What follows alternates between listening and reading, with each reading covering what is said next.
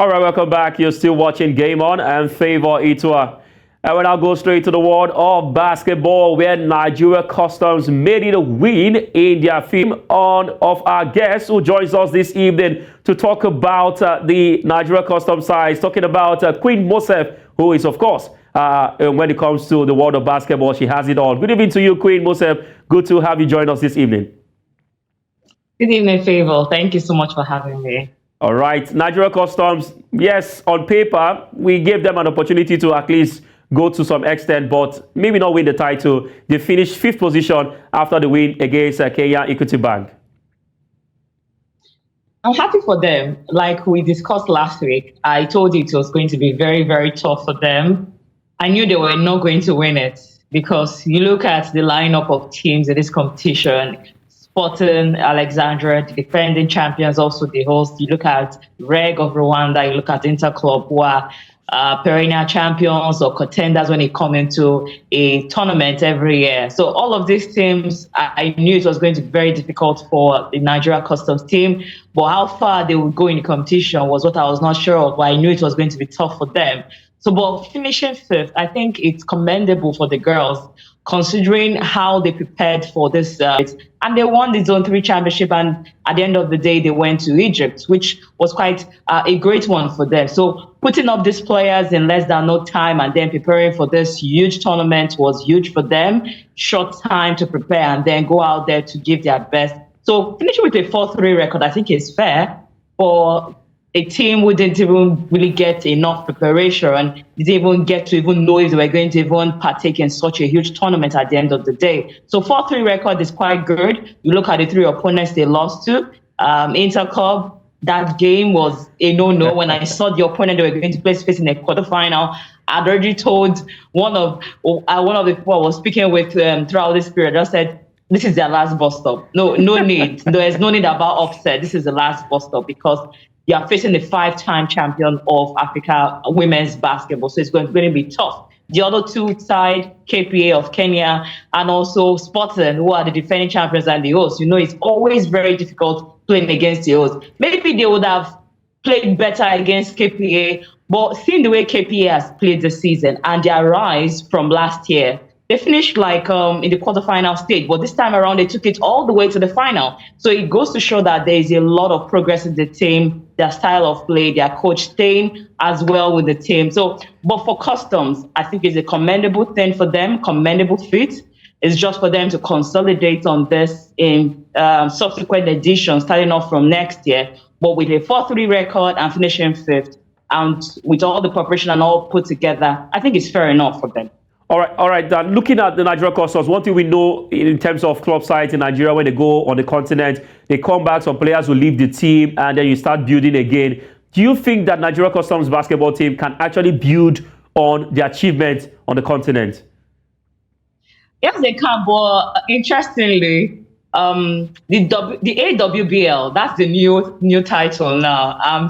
We are all still trying to get used to the new title. It used to be the FIBA Champions Cup for women. That is the name for men and women. So, but for the men, it changed to the BAL since 2021. But for the women, this is the 1st edition after they have rebranded.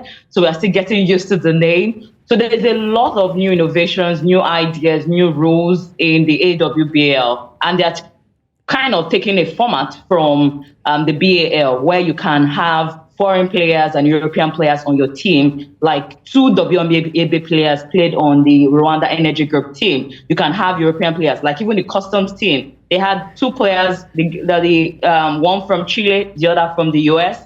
So that's the European or the US spot. Then the other team are all cut across from Africa and Nigeria as well. So, but more players from First Bank came in, Marilyn and also Theresa. I know definitely don't want to be going back to First Bank, except maybe Customs will want to seal their spot and recruit them in the Customs side. So a lot of recruitment will have to be done for Customs ahead of next year. And with the way this tournament usually work, you might not even have all your regular 12 get to play. You will have to bring in, recruit some players that would fit into some positions where you know you are lacking. Okay. But can they build on it? I think they can. If they keep this coach Coach Abdulrahman Mohammed, they keep him because he definitely is a coach that knows what to do. He's been there before.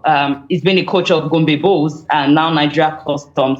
So I think if they keep him and as well make sure that they recruit properly and keep some of the girls who have been there, I think they will still do well next year. But first of all, they have to make sure they qualify by winning the league. This time around, they could not win the league this year because Abdulrahman was in China on the D Tigers assignment. And when it was the Final Four, they lost it for a team who had not, who had been unbeaten all through the season, now getting the Final Four and just could only win one game. And similar feat happened to the boys. But the boys they also finished unbeaten all through the first and second phase, got to the Final Four, and they could not just win all their games, they just won one game. So I think they have a huge problem, maybe psychological or mentally, they need to fix up. So, but if they can keep the coach and also some of these girls together and also recruit properly, I think they'll be able to consolidate on this particular performance of this year. All right. We hope they can also do so. And in the space of 1 minute, just tell us what you make of Sporting Club Alexandria, back-to-back champions, but the inaugural champion of the new rebranded tournament. It was on paper, they were favorites. We all agreed, yes, they would go far. But now they are champions. Just talk a bit on them. Fantastic girls. They're unbeatable. They're unmatched right now. I was chatting with someone on social media. I said, it's like these girls have tires or vehicles in their shoes. They're too fast. They're very pacey. They're very athletic. They know each other. They pass the ball very well. Good ball rotation. Very good scorers of the ball. Very good shooters.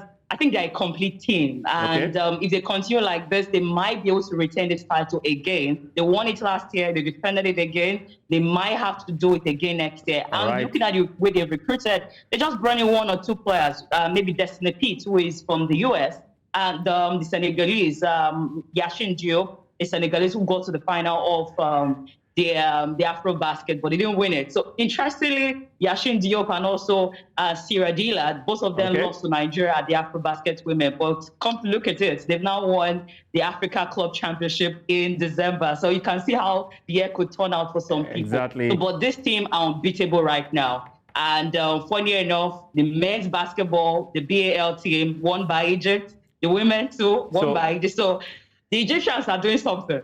All right, Egyptians definitely home of basketball now in Africa at the moment. I mean, we can go on and on to talk about the beauty of the game on the continent. Thank you very much, Queen Mose, for your time. And once again, we wish that one day we'll have a Nigeria club win back-to-back on the continent, both male and female category. Thank you. Hopefully. Thank you.